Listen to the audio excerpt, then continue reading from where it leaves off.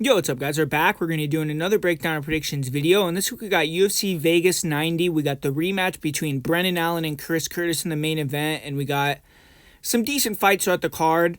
And like always, guys, really appreciate all the interaction that I can get on every video. So make sure to hit that like button.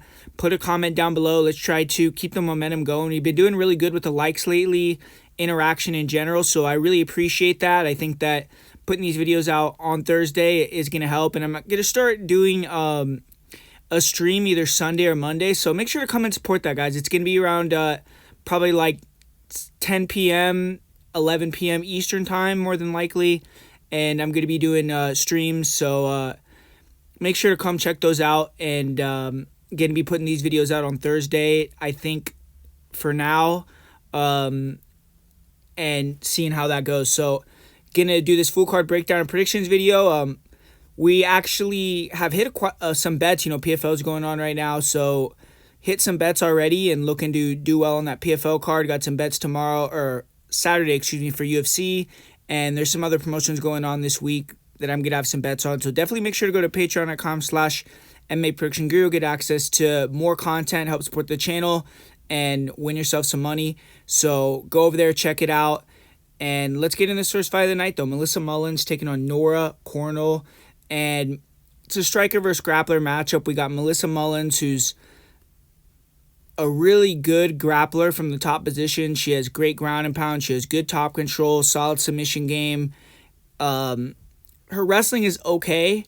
I wouldn't say her wrestling is necessarily really good, but she's big, physical, aggressive. Her last fight, I feel like she kind of messed around on the feet a little bit too much, even though I do think that, she looked decent. I think she should have used her grappling a little bit more in the fight, and I think that this one, she's going to have to do that. If she stays on the feet and strikes with Nora Cornell, who's she's coming out of France, she has good striking, good stand-up, Muay Thai girl, she's going to be looking to getting exchanges and laying clean on Mullins, who has okay striking. She can kind of counter you off the back foot, but she's hittable and not really the most fluid. I feel like Cornell is going to be a lot better on the feet. And her last fight, we saw some bad things as well, though. We saw when she fought Jocelyn Edwards, who isn't really a great wrestler, great grappler. She was taken down. She was held down. She was able to kind of use her athleticism to get out of some positions, get back to her feet and things like that. But if she gets taken down by Melissa Mullins, I think she's going to be in some danger. I think Mullins has good finishing ability and she has good aggression on top. She actually ground and pound finished Daria Zelenikova, who was going to fight recently but ended up not fighting, whatever happened to her. But so I'm just going to go with the stronger wrestler grappler here in Melissa Mullins. I think she's probably going to be able to get the takedown, and when she gets on top, I don't see Cornell being able to kind of squirm out of it and get out of these positions like she did against Jocelyn Edwards. On the feet, I think Cornell is going to have an advantage, and if Mullins has a bad game plan where she strikes too much, it could be close, but she's likely not going to do that. I think she's going to feel a little bit jaded from her last fight. And I see her going out there really kind of trying to wrestle pretty hard. And not jaded from her last fight. That's not really the right thing to say. But jaded from Cornell's last fight, which she wasn't even a part of it. But if you look at that fight, a lot of people thought that Jocelyn Edwards won with the grappling, and they gave it to Cornell. So finishing it, I think, would be smart for Mullins. Just because if it's a damage versus control thing, then maybe it could look close. But ultimately, I think it's going to be a different fight. If Mullins gets on top, I think she's going to do more damage and be more effective than Edwards. So I don't see it being as close, even if it goes to decision. But I'm going to say Mullins wins this one via finish on top, either with ground and pound or submission, either in the second or the third round. And up next, we got a striker versus grappler matchup between Dylan Butka and Cesar Almeida. Similar type of thing going on to the first fight, where we got someone that is going to want to grapple versus someone that's going to want to keep it on the feet. This one, to me, it's a really difficult fight to really break down unless you have some inside information on Almeida or something, because he's only really had one MMA fight worth anything to look into, which was his last fight. His other three, lower level competition. One of them was from a long time ago, and he finished those pretty quick. His last one, he did look good. I mean, he was able to show good cardio. He showed good grappling defense. I don't necessarily think he was facing someone that has the wrestling and the relentlessness of Dylan Budka. He was facing more of a long striker, another Brazilian guy, but he was able to get back up to his feet. He reversed position and got on top when he got his back taken. So he passed the test somewhat in terms of got taken down and wasn't just instantly finished or looked like a fish out of water. So I do think that he's going to have potentially some skills, get better on the ground. He is training at a good gym. I believe he's at Extreme. And I do think that potentially he could continue to improve and become better in the weight class. But the thing is, he's 36 years old, so that's kind of throwing it off a little bit for me, and it's making it difficult for me to read Almeida, really. I don't know if his wrestling is going to be on the level to defend someone that's going to be relentless like Dylan Budka. But I will say if this fight stays standing, Almeida is really good on the feet. He has great timing. He is good with his pressure. He could throw a little bit wide punches sometimes, but he could take a shot to give a shot. Great leg kicks, and he has big power. I feel like he's going to have a huge advantage on the feet, and that's pretty obvious. Budka, I think his striking is not bad. You know, he's explosive. He can close the distance with that left hook. Throws 3-2s and then will level change under it and has some speed. He closed that distance quick. But I feel like he loads up on his shots, and Almeida's going to see that, be able to time counters.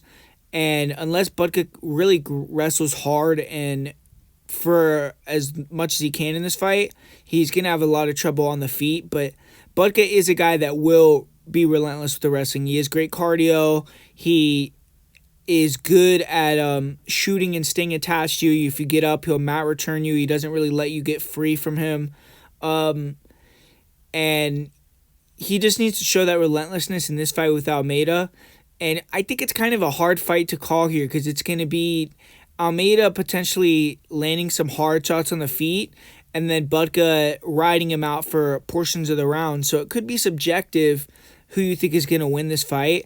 But ultimately, I just feel like I got to go with Budka here. He's had more fights. I've seen him in there against guys that are solid strikers. He was able to manage it and get the takedowns and win the fight.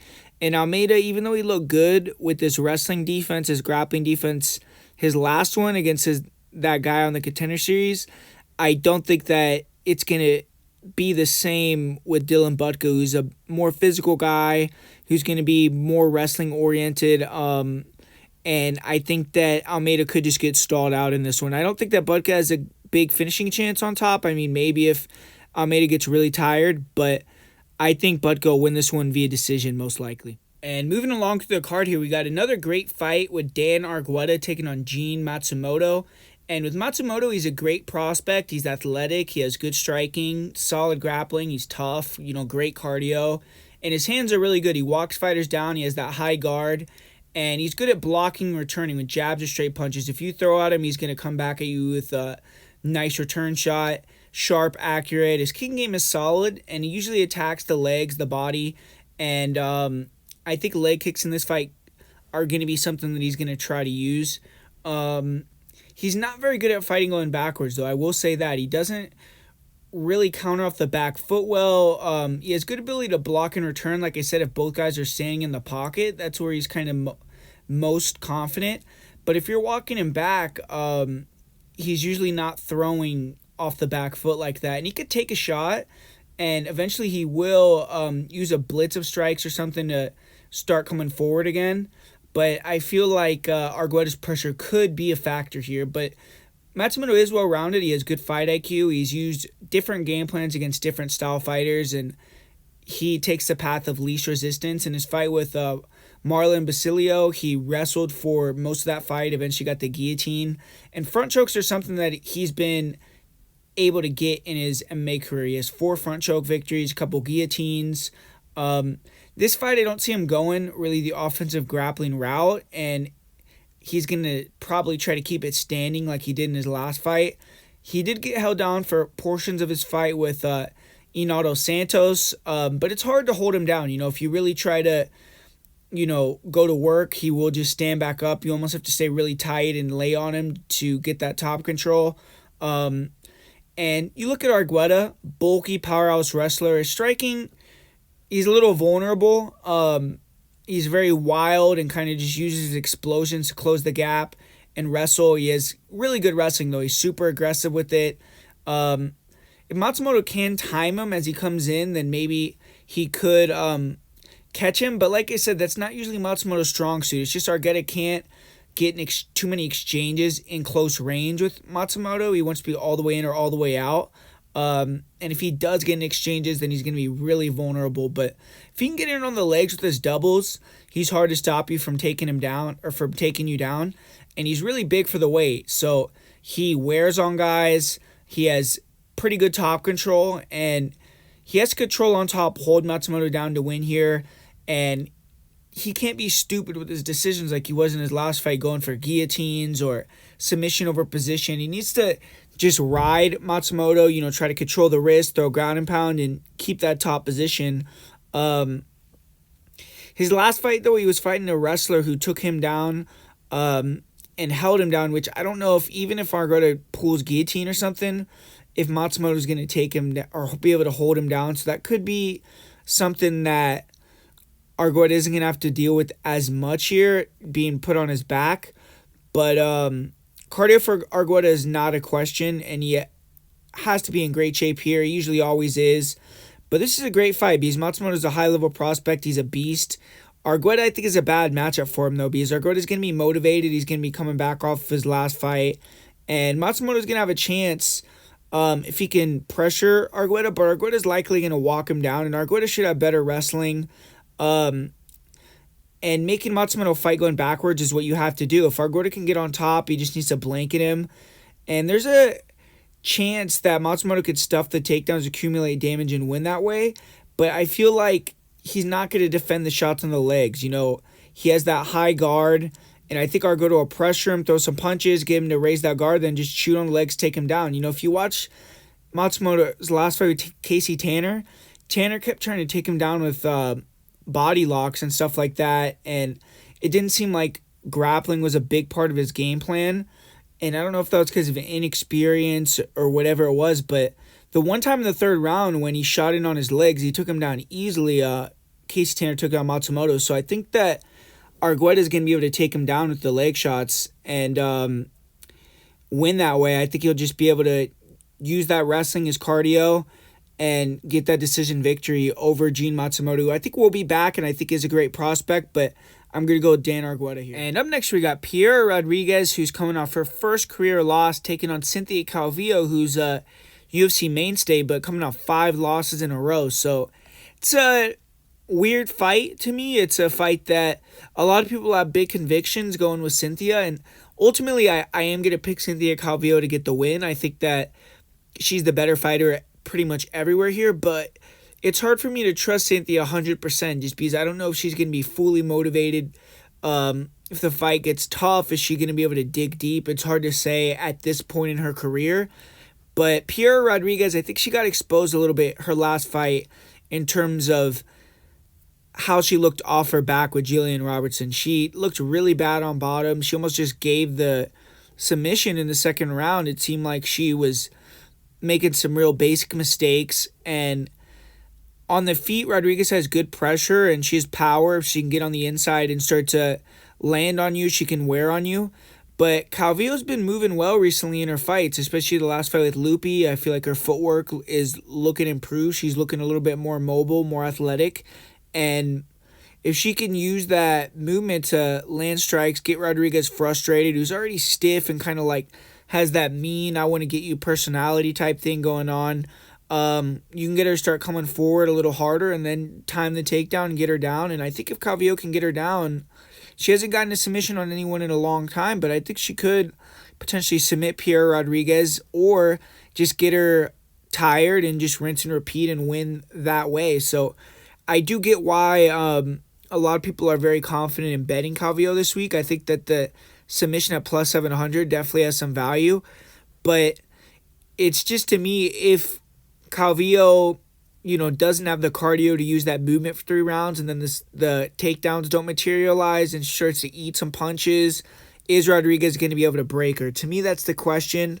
But skill-wise, I think that Calvillo is going to be able to get the win here, and she's better pretty much in all places. So give me Calvillo here, and I actually think she will get that submission victory.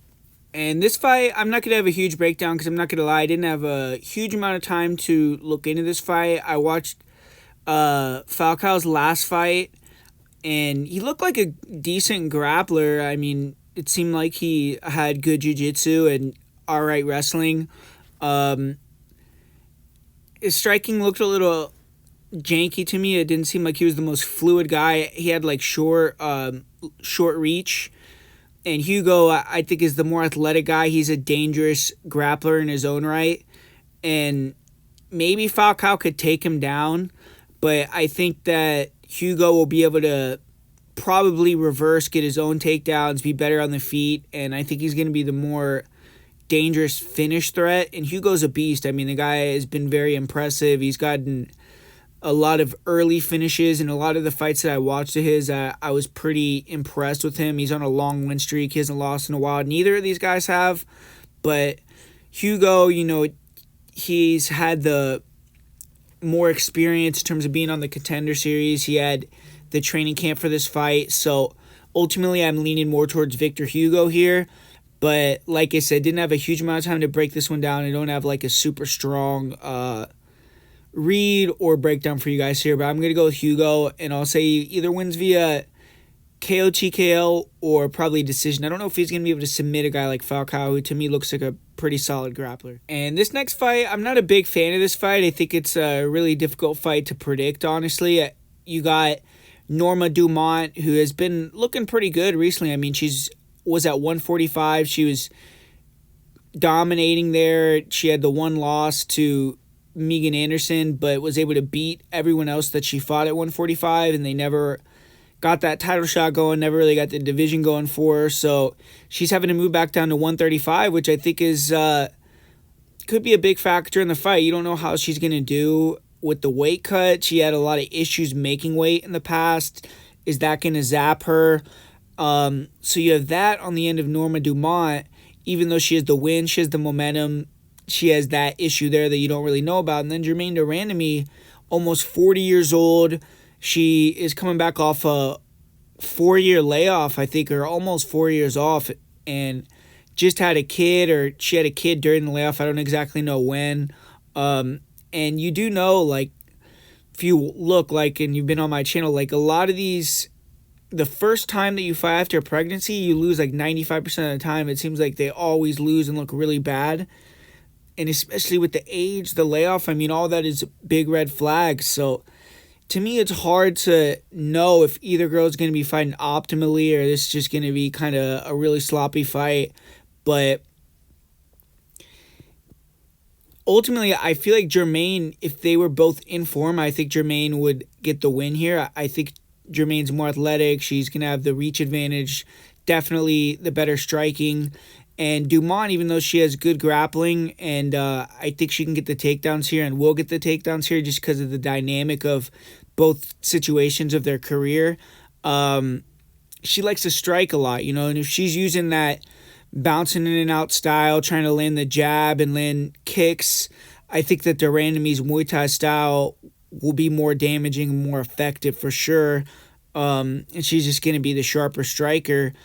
But with the layoff and all the other things that were going on with de Randamie during the layoff, I think that Norma, with her activity, unless the weight cut really zaps her where she can't wrestle here, is probably going to be able to close the distance, get that clinch, be the more physical fighter, stronger fighter, maybe hit some throws, use her judo, and then use her grappling to stay on top and dominate the fight. I think de Randamie has gotten decent at defending off her back, and she even threatened with a couple submissions from her guard against Amanda, but she doesn't get up well. She did submit Pena as well, so Dumont has to be a little bit, weary about maybe some improved submissions from Durandamy with the long limbs and things like that, but I think that Dumont is going to win a decision here with the wrestling, but I don't have a strong opinion on this fight, and I feel like it's a difficult fight to predict because there's things that both girls have going against them. And closing out the prelims, we got two vets that are going to throw down with Court McGee and Alex Morono, and a lot of people are really confident in Morono, which I'm pretty surprised by because usually it's like me, I'm on the island, with Morono as the dog, and then a lot of people are picking the other side, and a lot of time Morono comes through. He's been able to be really successful in the UFC. I think a lot of people have kind of undervalued him, and he's came through in a lot of spots. But we kind of know what Morono is. He's a mid-tier journeyman gatekeeper type of guy.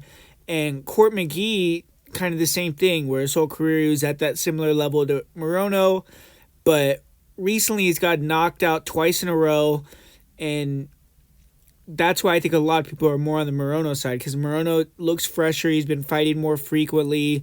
He's the younger guy. He's going to be faster. He's going to be the better striker. So all those things are advantages for Morono, and I think that if this fight does stay standing, he's going to be landing the cleaner shots, and I don't know if he can necessarily knock out Court McGee. It's not like Morono's known for having that crazy power, but he is pretty accurate, and if McGee's chin is just totally gone, then I do think that Morono's probably going to get him out of there. But McGee has taken a year off, and the guys that he got knocked out by, Matt Brown and Jeremiah Wells, they're like two of the heaviest hitters in the welterweight division. Like, I think Matt Brown has the most knockouts in UFC history. So that's not Alex Morono necessarily. So I'm not ready to say that Court McGee's chin is just totally gone, but it's definitely something you have to be worried about. I mean, a guy in Court McGee that had not been knocked out, like, really in his whole career, that was one of his big things, was his durability, his pressure, his cardio, his toughness, and then he's getting knocked out. So that's never good to see. But the one thing for me that Court McGee has a big advantage here, and he's used in those two fights that he did win his most recent wins, is his wrestling. If he can get that wrestling going on Morono, taking him down, Morono has a really slick guillotine that you have to be really aware of. But the fights that Morono's lost in the UFC, a lot of them he's been put on his back and he's been held down for portions of those fights. And he hasn't really faced many wrestlers in his career. Most of the time they're putting him against bangers in these striking fights. And now Court McGee, if he does come in with the right game plan, like he did fight Ramiz Brahimaj, who trains with Morono, they're training partners, and McGee dominated him with the wrestling. He took him down and really just outworked him overall. So I do think that there's a chance that Court McGee goes out here and upsets a lot of people, ruins a lot of people's parlays, and gets the grind going and just outworks Morono with the wrestling. But ultimately, I'm going to kind of chicken out on that and go with Morono. I think that Morono is going to get the win here. He's likely going to win via decision, or if Court McGee's just totally washed up, he could knock him out. But I'm going to say Morono wins via decision. I think that he'll probably be able to use his footwork to keep it standing. I don't know if McGee will have that game plan to be super offensive with the wrestling. It seems like he hasn't been doing that in a lot of his recent fights. Even though he was able to get the wrestling going in those two wins, more recently he's been losing lately. So it's just hard for me to be confident in McGee off the layoff, off two knockouts in a row.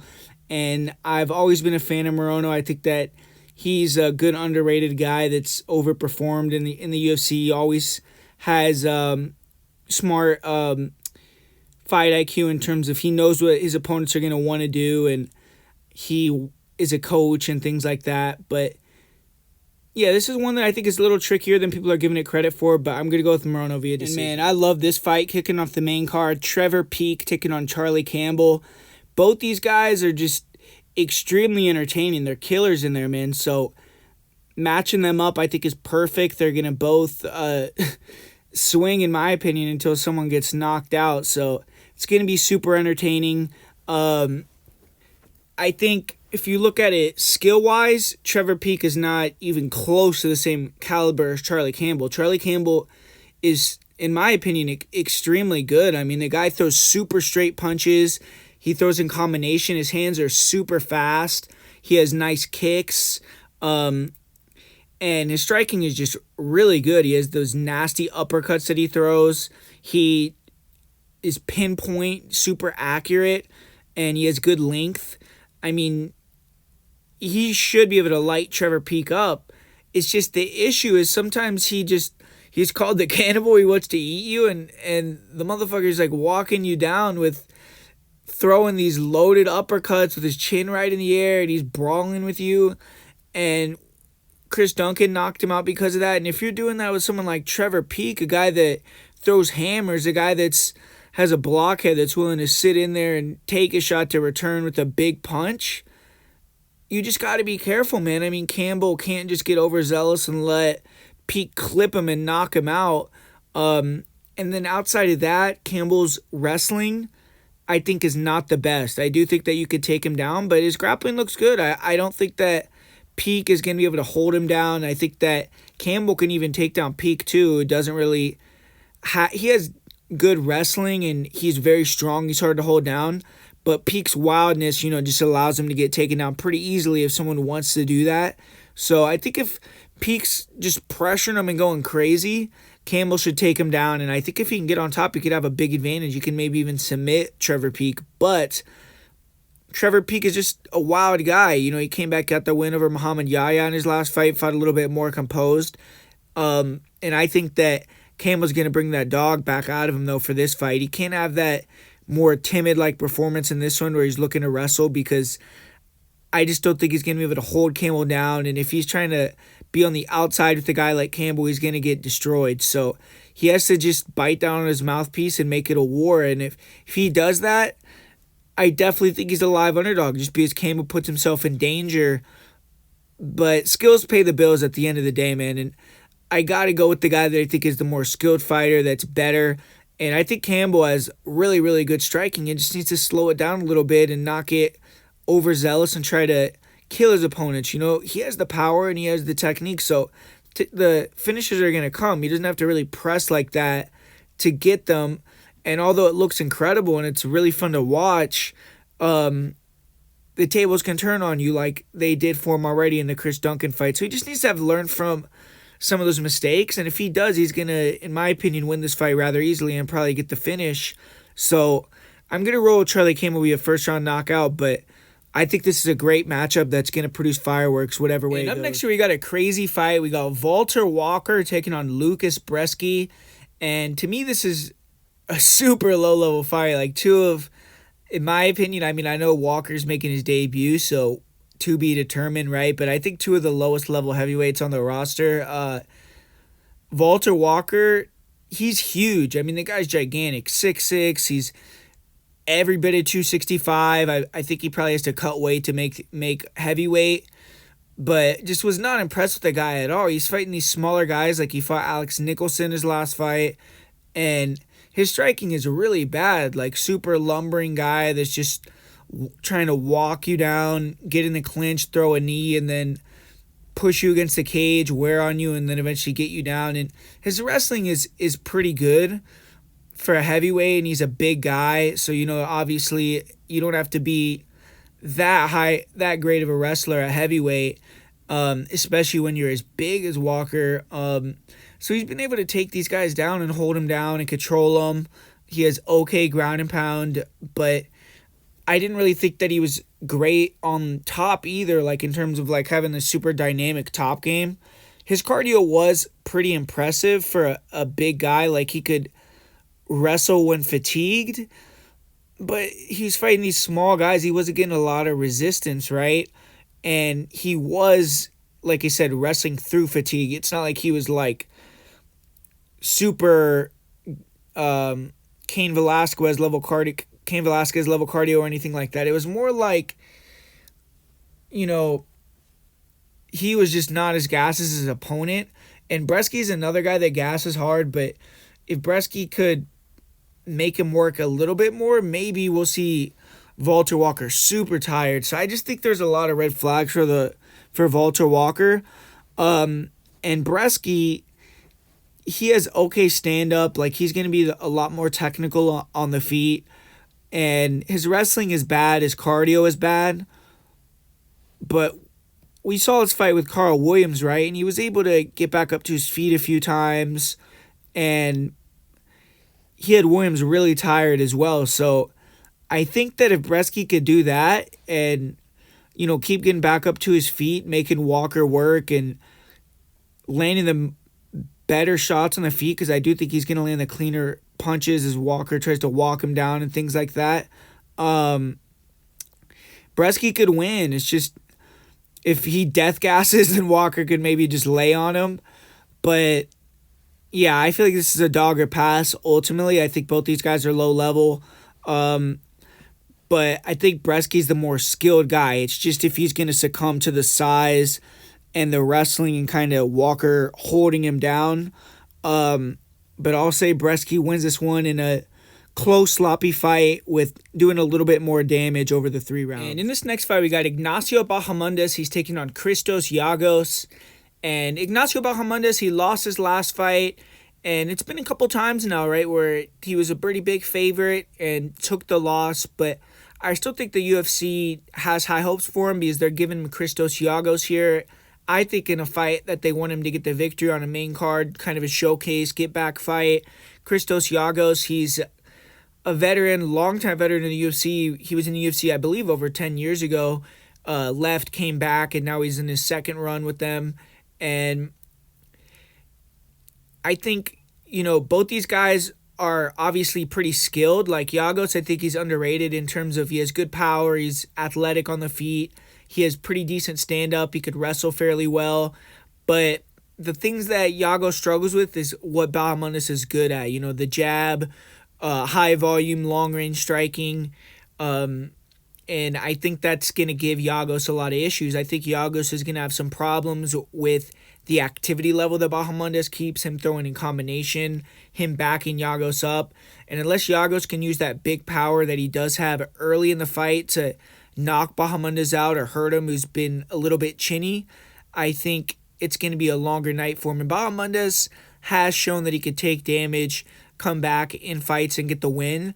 And I think that's going to be something that he maybe has to do here, but ultimately I could see it being a clean victory for him too if he just shows a little bit more improvements. And Giagos could take him down early, but I don't think Giagos has the cardio to compete over 3 rounds here. And if he starts to get panicked on the feet with the pressure of Bahamondes, the later the fights go, I think that he could shoot a bad takedown, get caught in a front choke or submission or something like that, and Bahamondes could win that way as well. So I feel that Ignacio Bahamondes could definitely win here via submission, but I do think that he's going to win here inside the distance. So give me Bahamondes, give me him to win in the second or third round. I'll say he wins via a front choke submission here. And this next matchup, we got another awesome matchup with Morgan Charrier taking on Chepe Mariscal. And both these guys, they're really fun to watch, but for different ways. Morgan Charrier, he has a really finesse, pretty game where he's super athletic. He's technical. He throws really nice straight shots down the pipe. He could wrestle. He's good everywhere. The guy has kind of a, trying to think of like another one of these guys that are really clean striker. He's just like a really clean, sharp striker with good speed, good power, and then solid takedown defense as well. And he's facing a guy that's complete opposite of that. Chepe Mariscal, he's someone that comes forward, punches in bunches, throwing really wide looping power punches and trying to make it wild, and then he will mix in wrestling, take you down, and control you. He has a great chin.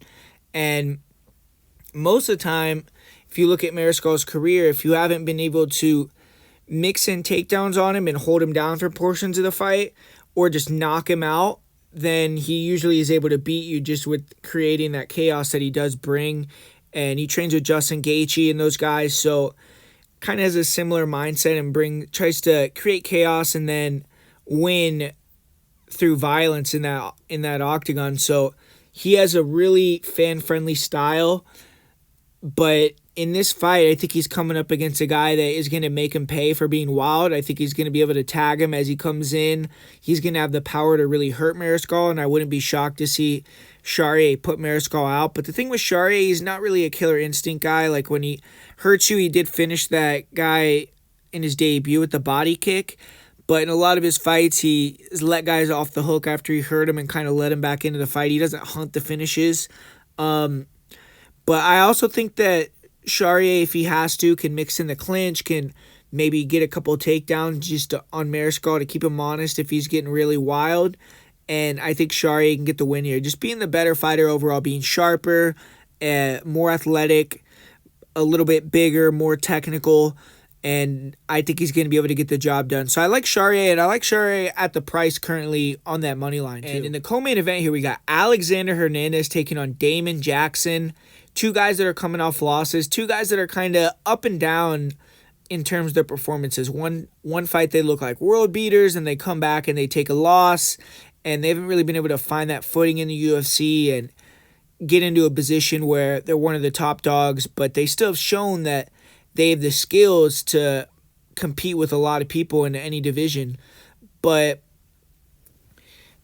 they're both a little bit of glass cannons, right? Like they have great offensive tendencies. They could do really well. But if you push them, they can get tired. And neither of them have great durability. But when I'm looking at this matchup, I think that it's a good fight for Hernandez, honestly. I know a lot of people give Hernandez a lot of hate, and I get it, you know, the trash talk that he brings. He doesn't really do that anymore, but now he's a little bit of a quitter in there, and people don't like to see that, where he goes in there, tries to bully you, and if it doesn't work, he could look for the door when it starts to not go his way.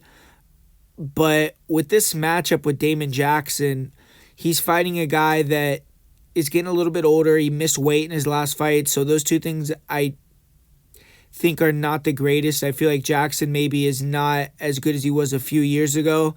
He gets really tired. He gassed out after the first round with Billy Q. And both these guys are gassers. I mean, Damon Jackson, to me, he goes out there and he does really well in the first round against almost everyone that he fights. You know, he's able to usually get them down, get to the back, hunt some submissions. He's gotten even a couple quick knockouts, even that crazy win over Sabatini where he dropped him and then submitted him. So Jackson is really good in that first round, but if he can't get his wrestling going and can't finish Hernandez early, even though Hernandez, I don't think he has the greatest cardio, but I think he breaks more than anything, like where things don't go his way, he starts to mentally check out, and then it snowballs from there and he loses the fight. But with this one, I think that he's going to have the better cardio, and he's going to be better on the feet. He's going to be faster. He's going to be more athletic, younger, sharper, more powerful. And if he can avoid being taken down and held down consistently, which I think he's going to be able to do. I mean, the guy's a great wrestler. He could scramble. I think he's very skilled. It's just he's mentally weak in there. But Damon Jackson, I don't think he's going to be able to bring that out of him. I think that even if Hernandez gets taken down early, he's going to be ready for that. It's not going to be a shock to him like maybe in other fights where he's winning and all of a sudden he doesn't get the guy out of there and you have that adrenaline dump. I think he's going to know, like, okay, Jackson might get me down early, might be landing some shots early, might be tough early. But if I can get into the second round, he starts to get sloppier, I can start to find that chin, connect, and I think Hernandez will be the sharper guy on the feet, and I see him getting the finish in the second or third round via knockout. So give me Alexander the Great Hernandez come in here in this co-main event and get the finish on Damon Jackson. And we got the main event. We got Brendan Allen taking on Chris Curtis in a rematch of a fight from a couple years ago where Chris Curtis got a big upset knockout over Brendan Allen in the second round. I believe he put him to sleep with a big hook.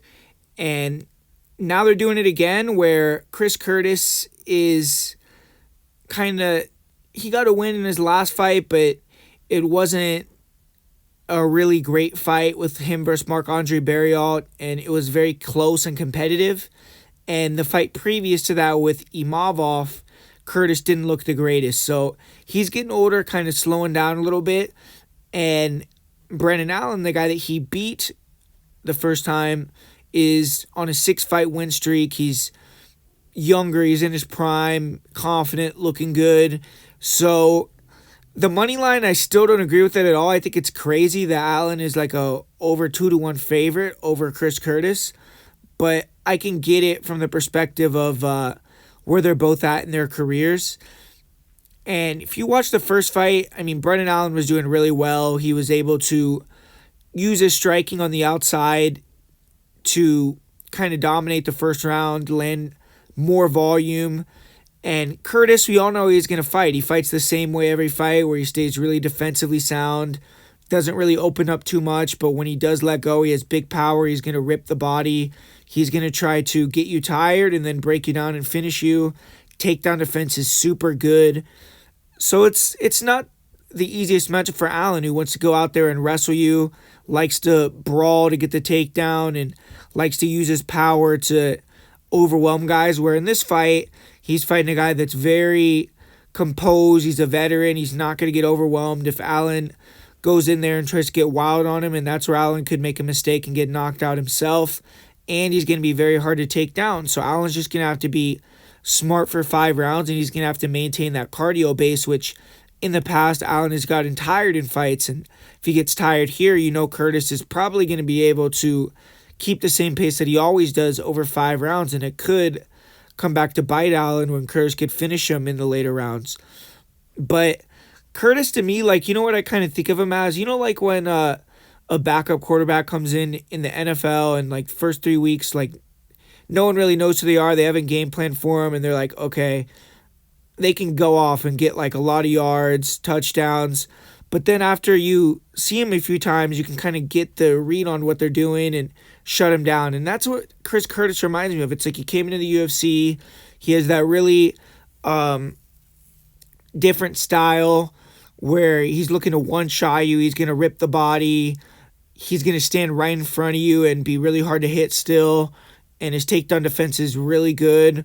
But now you kind of know how to beat Curtis. You just got to be smart and point fight him on the outside. And he doesn't change his game plan. He's not someone that's going to come in here and fight different than he does in any of these other fights. So you could go out there and fight him in a certain way and beat him. And I think that a lot of people have figured that out, and that's why Curtis has taken some recent losses. And I do think Allen could implement that same game plan. Just to me, it's where's Allen at mentally? You know, is he going to want to go in there emotionally and get the knockout back? I mean, that would be a bad mental state. Is he nervous about getting knocked out again? I mean, that would once again be a bad mental state. Or is he going in there saying, I'm going to be sharp, I'm going to be using my smart technical outside striking, speed, my youth, and then if I could time the takedown and get it easy, then I'm going to get it. But I'm not going to really pressure that. I'm not going to get in exchanges. I'm not going to stand in front of the guy. And if he could have that discipline, he's going to get the win here. And ultimately, I just think it's Allen's time. I think it's his fight to lose. And if he goes in there and fights smart, he's going to go out there and get the win. But at the odds, I think it's Chris Curtis or pass, because I feel like with Brendan Allen, you have a guy that has already been knocked out by Curtis. So you know if Curtis lands clean, he could KO him. And Allen's probably going to have to rely on his striking. He's not going to likely get takedowns, at least early on Curtis. And maybe he doesn't make that mistake and fights emotional or just gets caught again. So it could happen, but ultimately, I think Brendan Allen is the pick here, and that's what I'm going to be going with. So there you have it, guys. That's a full card breakdown and predictions for this card. Hopefully you enjoyed it. Hopefully you learned something. As far as my parlay of the week and my most confident pick goes, for the parlay of the week, I'm going to go with Melissa Mullins and Ignacio Bahamondes. And my most confident pick, I'll say, is going to be Ignacio Bahamondes. So thanks for watching, guys. I'll be back soon breaking down another fight card. Check out Patreon, and I'll talk to you guys later.